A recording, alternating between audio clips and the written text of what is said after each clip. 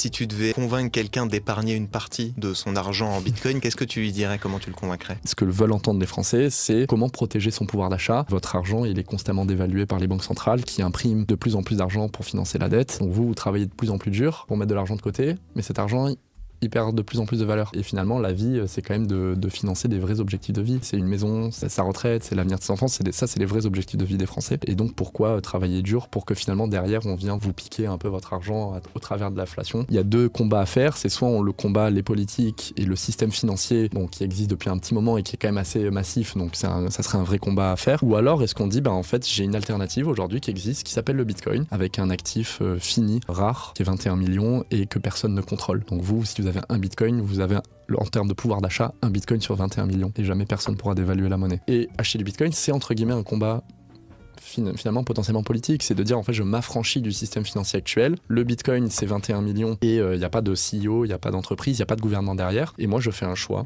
de choisir des mathématiques, un système technologique qui fonctionne, le futur du paiement, de l'argent, versus quelque chose qui est potentiellement qui va devenir préhistorique peut-être à terme. J'allais rajouter qu'en France, il n'y a pas que l'inflation, il y a aussi les taxes qui sont extrêmement élevées. Bon après le but du Bitcoin c'est pas de faire de la fraude fiscale. Merci. Mais effectivement, ou alors de se dire que tout simplement on préfère un système qui est géré par des mathématiques que par des humains, parce que les humains sont faillibles. Donc, c'est aussi tout un sujet de diversification au final. C'est voilà, pas mettre c'est l'argument plus posé. Voilà. L'argument plus posé, c'est de pas faire comme moi, pas mettre tout dans le Bitcoin.